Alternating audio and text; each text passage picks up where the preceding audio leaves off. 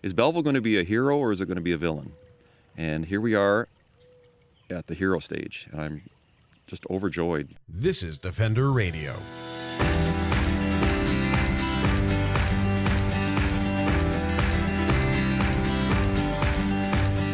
I'm Michael Howie, and this is Defender Radio, the podcast for wildlife advocates and animal lovers, brought to you by the Fur Bearers. Every now and then I feel like I get to play journalist again. Last week, that came in the form of standing in a wetland for 4 days as a community came together to save the lives of beavers.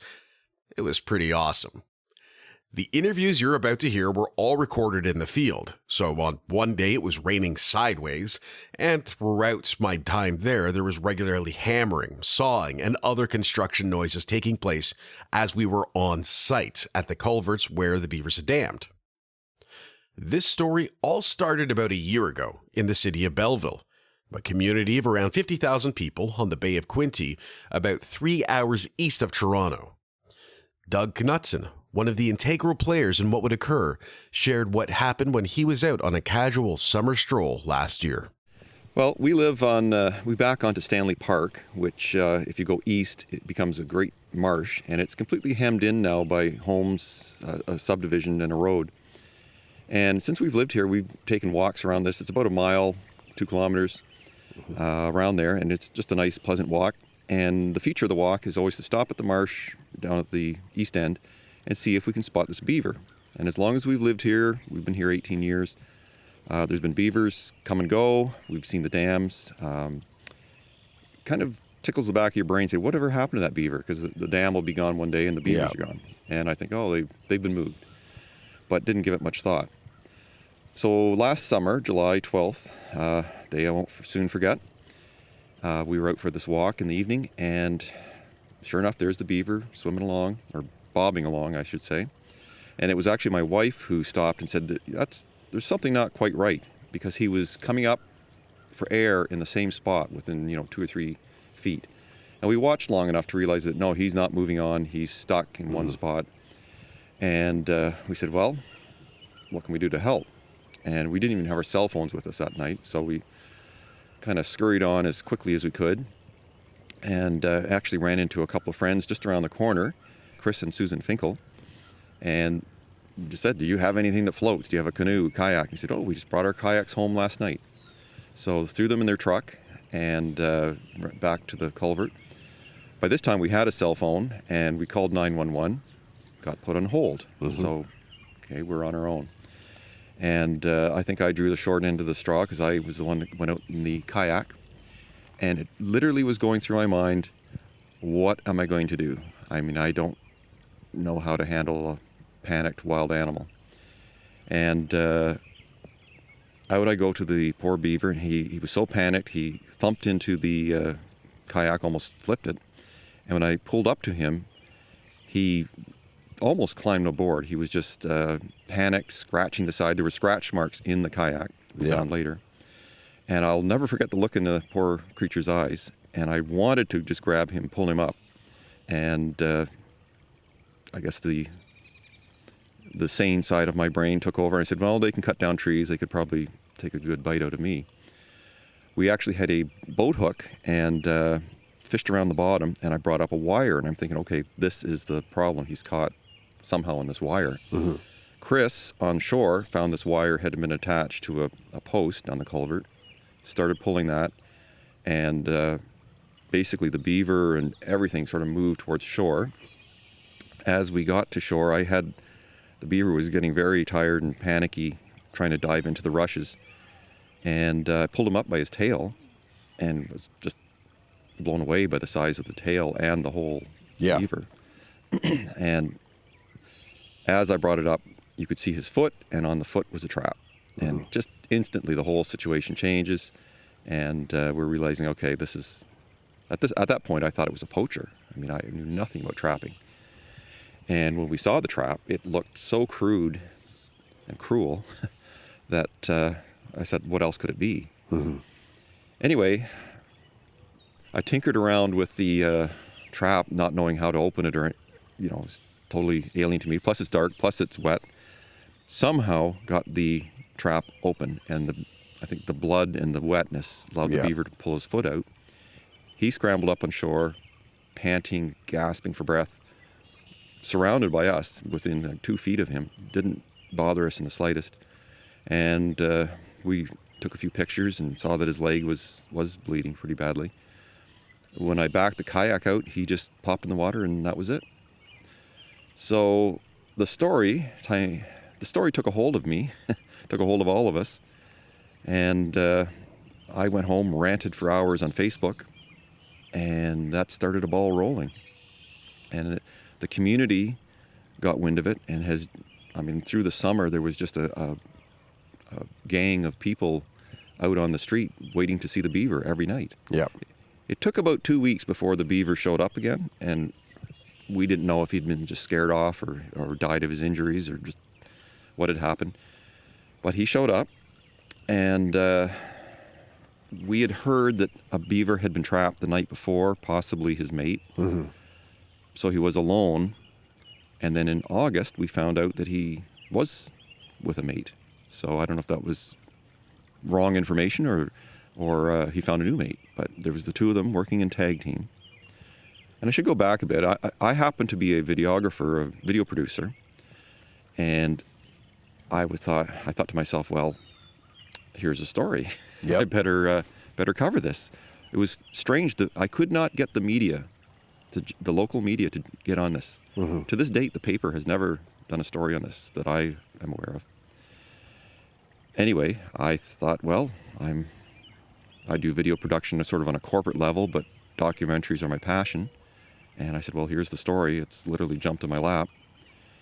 And that's consumed my life since last July. And I've created a version pretty much Belleville focused for our local Doc Fest, basically to sort of say to Belleville and the politicians and the powers that be, said, this is the story.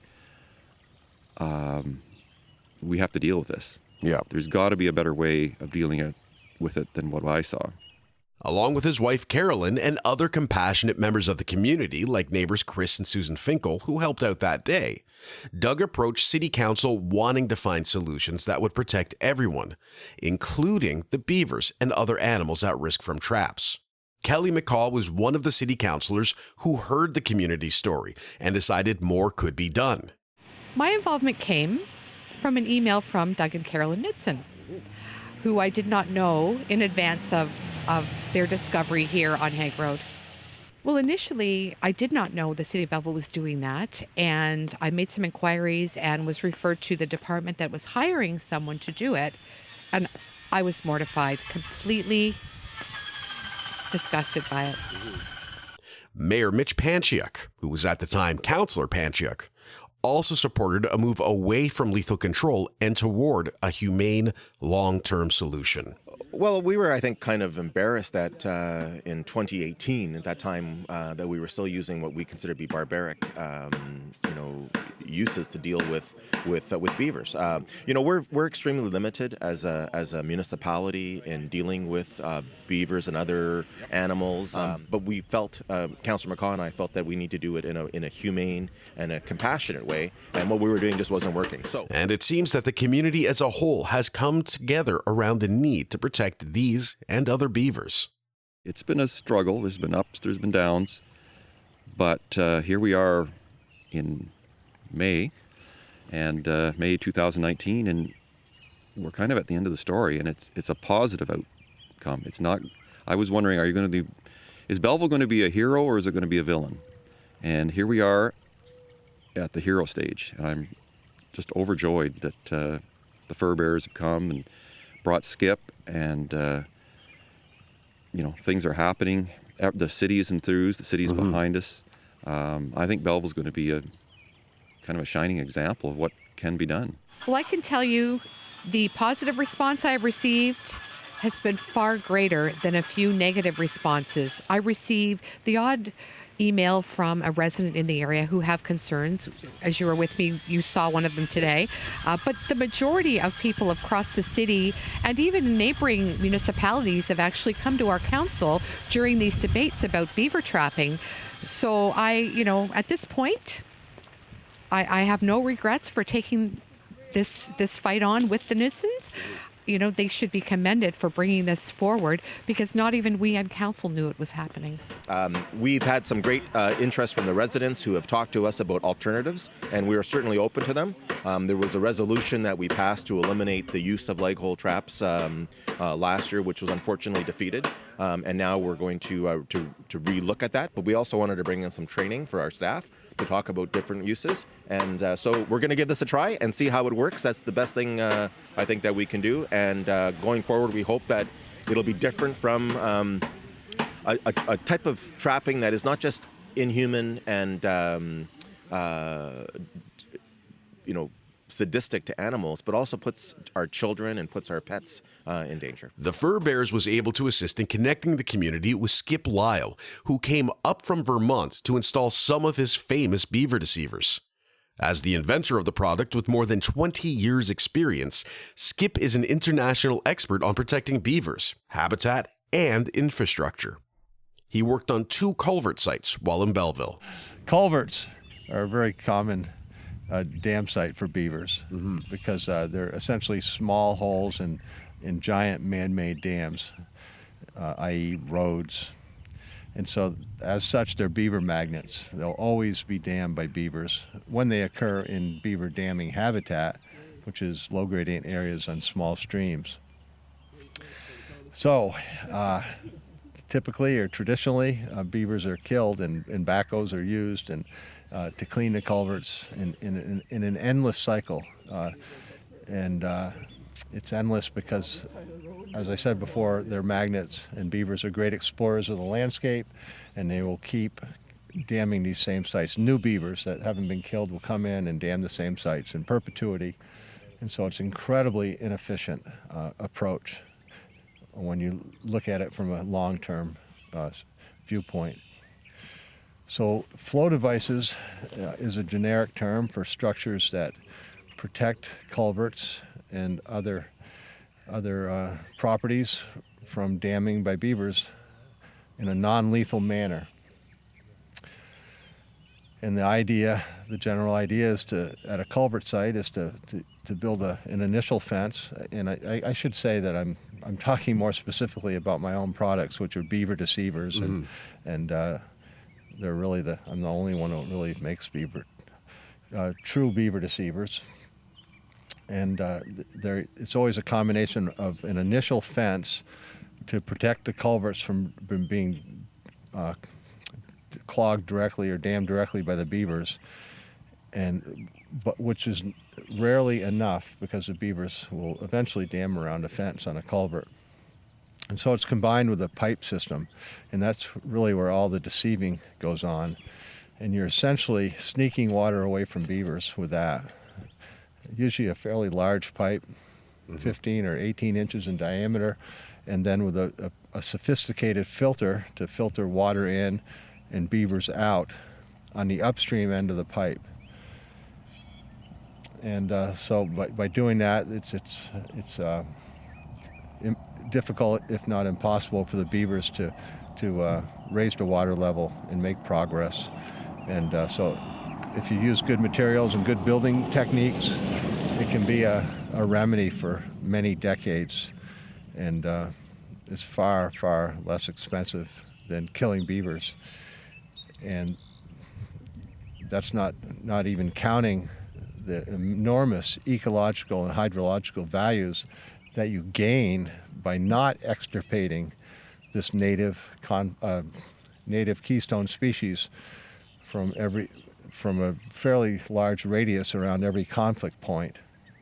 Belleville is taking great strides forward as a compassionate community that will coexist with beavers. And Doug is hoping other communities struggling with conflict will follow their lead. I would say that pretty much everybody around here has moved here for the same reason that we did. Yeah. I mean, to have this park here in our backyard in the middle of a city is, I think, pretty rare. And I've been out both snowshoeing and kayaking in this creek. And if I couldn't hear the sounds or see the occasional roof, I would swear I was in Algonquin Park or some wilderness. It's just tremendous out here. The Beavers have built a second dam upstream, really extensive, and it's raised the water enough that they can live in it. Yeah. They do need a certain depth of water. And that was what was worrying me, that if the culvert kept being drained and filled up and drained, they weren't going to have enough water in the winter. So they did make it through the winter, and it was a pretty harsh winter. But the outlet is now going to be, there's no issues now with draining the marsh. So I think it's a win-win-win situation. Absolutely. And if you were going to talk to someone from another community who's in a similar position to you a year ago, you just found out this is happening, you're upset, you're confused, you're angry, what advice would you give them? Don't put everything on Facebook. You might get a visit from the authorities that you didn't like. Yeah. No, I just go back to my own experience. We were just, we didn't know where to go. Yeah. We didn't not know where to turn. When the Ministry of Natural Resources came, we didn't know they were the authority. I mean, I was thinking it was the police that I had to go to or something. But I guess Google is your friend, and just start searching. That's how I found the fur bearers very early on. Yep. And know that other communities are going through the same thing. I just heard of one today in New York that it sounds like they are in the exact spot we were a year ago. And they're signing a petition, and beavers have been trapped. And I just wrote a little note of encouragement, say, listen, you're not alone. Since I've delved into the beaver world, I'm finding this is like virtually every community but not even North America, the Northern Hemisphere, is going to be dealing with this, has dealt with it, or is dealing with it, or will be dealing with it. Absolutely. So it's a huge issue. And as our cities keep growing, we're just pushing farther and farther into the natural world. So, as people are complaining, why are the coyotes here, or why are the beavers here, why are they coming in? No, we're the ones that came into their home. And don't be surprised if they're still here. And I've heard it said, we can't kill ourselves. We can't kill our way out of this situation. Sorry, Chris, I stole your line. You can learn more about my time and this exciting work in Belleville in a blog post at thefurbears.com. And you can support our work to get more trained individuals across Canada ready to help protect beavers by making a monthly donation or one-time gift at thefurbears.com/beavers. All of these links are, of course, in this week's show notes. I want to thank the people of Belleville, Doug and Carolyn, Chris and Susan, Joe and his crew, and the people who put up with me at the Best Western for 4 days. Your generosity and kindness was greatly appreciated and will always be remembered. I'll be back next week with a regular episode, reviews of the podcast, new patrons, and some exciting news. Until then, I'm Michael Howie for Defender Radio and the Fur Bearers, reminding you to be kind and stay informed and stay strong.